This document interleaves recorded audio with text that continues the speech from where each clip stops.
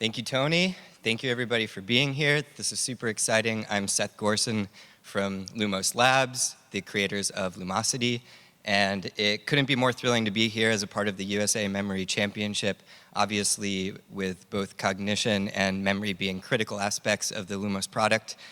We can't wait to host this first round of the competition. So for those of you who are watching at home, or for those of you in the room off stage, several of the competitors have already worked their way through the first round of the competition, which consists of playing a Lumosity game, Pinball Recall, which is designed to challenge both their working memory and their visuospatial memory, which are both new aspects of memory that have not traditionally been challenged as part of this competition. And to make things a little bit more exciting, we have the last few competitors here to compete on Pinball Recall for you live here up on stage.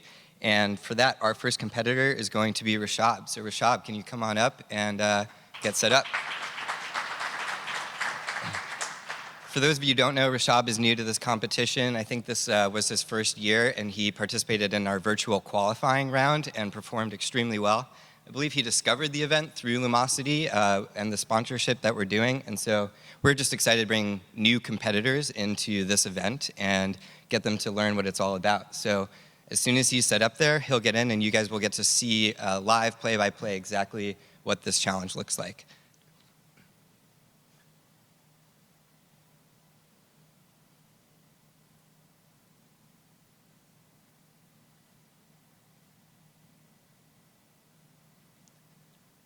All right, folks, so as mentioned, this is Pinball Recall, and this is challenging his visuospatial and working memory. And I'm here live with Dr. Bob Schaefer, the Chief Science Officer of Lumosity, to talk about the science of this game and some of the tactics that RISHABH might be using to win. As you guys will see here, he's starting on level 8 and now on level 9. This is a modified version of the game to be more challenging for those who are competing in the competition, just to keep things moving and make sure that they're truly challenged by this event. So you can see in this game, on each round, a grid is shown, and there are a number of bumpers on that grid. Then the location of the ball is shown where a ball will enter the grid. Of course, it's going to bump around those bumpers, and the challenge here is to indicate where the ball will leave the grid. So you have to remember not only the location of the bumpers, but also the orientation and which way they're going to bounce the ball. So it's just like RISHABH did this first mistake he made on the ball,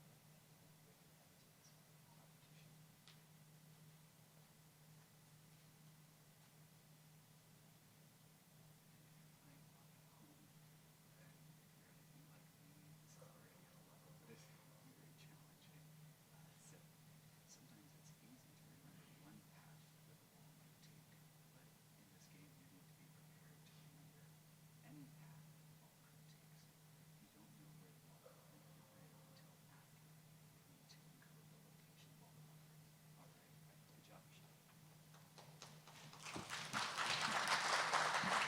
competition. Thanks again, RISHABH. If you can go ahead and log out, and we'll get ready for the next competitor, who is Nelson DELLIS, our 4-time winning USA Memory champion, now about to take on Pinball Recall. Good job.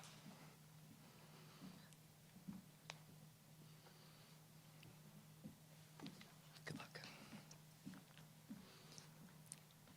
And again, for those of you who are watching at home who may not be familiar with the history of this event, Nelson DELLIS has won the championship 4 times in a row and is extremely motivated to win a 5th time. So we're excited to see where he will end up in his seeding order based on this first round of the event. And I'm going to go ahead and step off stage, and I'll be with Dr. Bob to talk through this next round.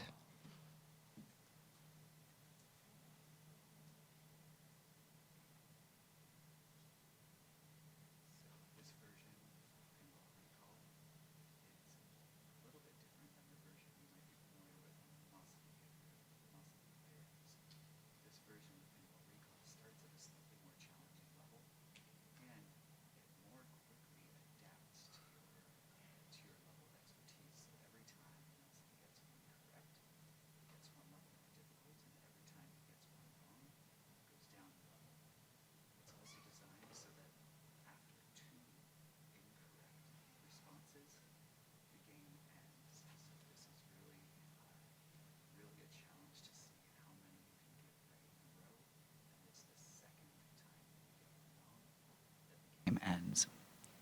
So Dr. Bob, I can see that there's a good number of tiles up there. And if I remember from my college psychology classes correctly, the average memory has a span for about 7 pieces of information.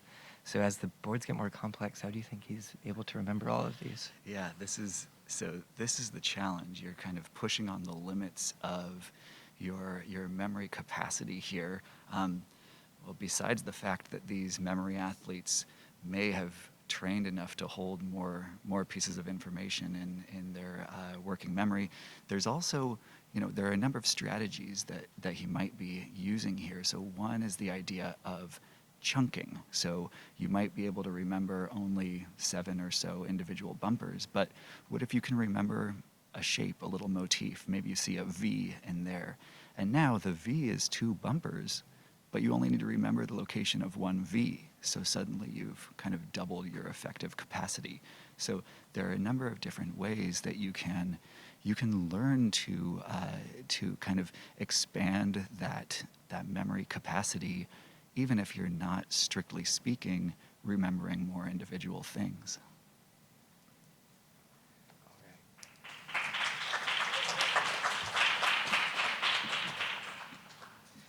Great job, Nelson, and thanks. Just as Dr. Bob was explaining off stage, this version of the game has been modified to be a lot more difficult, and so we can see it even being a challenge for our 4-time winning champion, but we're excited about that in order to sort of elevate the level at which folks are competing, especially when they play on our games. And with that, I think next up is Grace. We've got John. We have John Graham.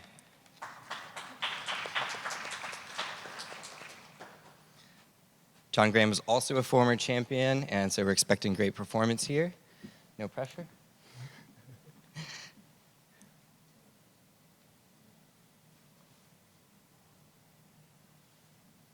All right, folks, here he goes.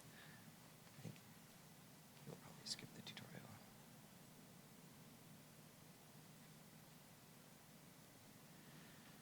So Pinball Recall is actually one of 3 games that are kind of all in the same family of spatial recall. We also have games called Memory Matrix and Rotation Matrix. So Memory Matrix is the same sort of a grid, but you're simply remembering the locations of a number of lighted tiles.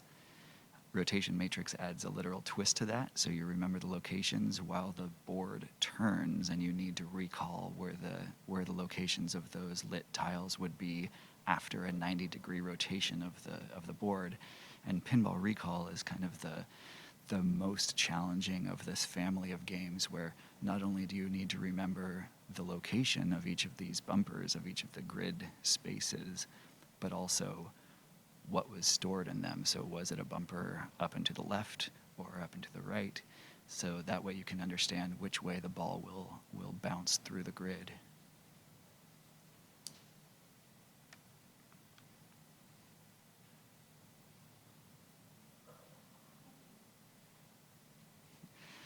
I hope you're playing along at home. This is this is already very challenging. If you're playing along and getting some of these right, I'm very impressed.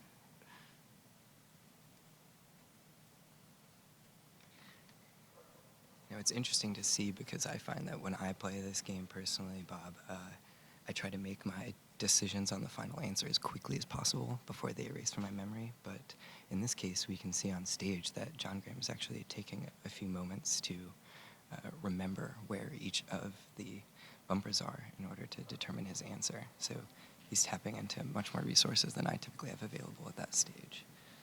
And he's actually using his hand to kind of retrace the path that the ball might take through the grid, which is really interesting. So for this, there's a certain amount of visualization, replaying the path that you think the ball would take.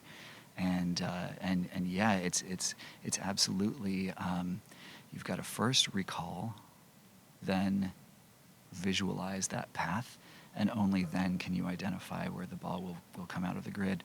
And it's interesting. So yeah, Seth, for a working memory task, usually the longer the delay, the longer you need to retain that memory, the harder the task is. And so you put in a longer delay, and you can see that people's performance goes down. Oh, all right.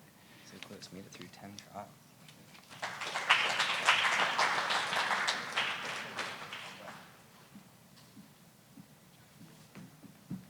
Great job, John Graham. Give it up for him one more time. All right, and we have our final competitor today to complete the Pinball Recall Challenge, and that will be Grace Smith. Come on up, Grace. Now, Grace Smith was actually our winner from the qualifying round leading up to this event, our second place competitor from the qualifying round. So we're also excited to see how she's going to perform.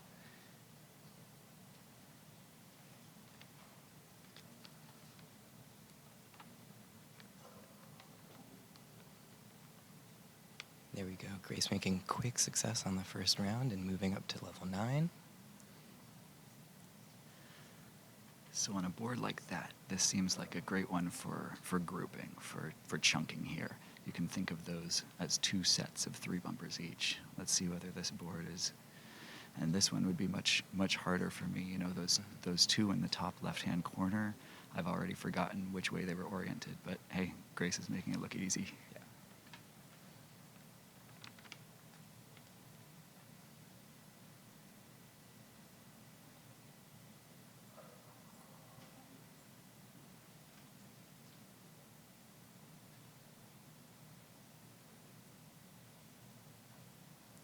And again, with the game getting more difficult each round, not only do they have to remember more information, but just the size and the layout of the board is also expanding with it, which is going to change the dynamics and make it a little bit more difficult for them to adapt. So you can see on some boards, the ball bounces on only 2 or 3 bumpers. On others, it can bounce around, 5 or 6 times. That's clearly another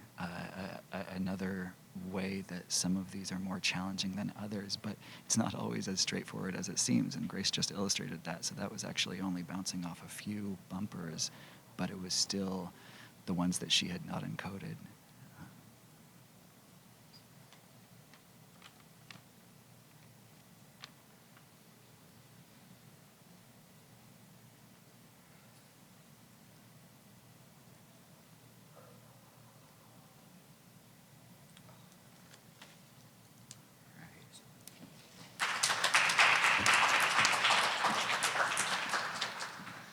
Thank you again, Grace. Give her a hand one more time. All right, and that concludes the first round. And again, these scores are getting tallied up off stage and will determine the seating order for the remainder of the competition.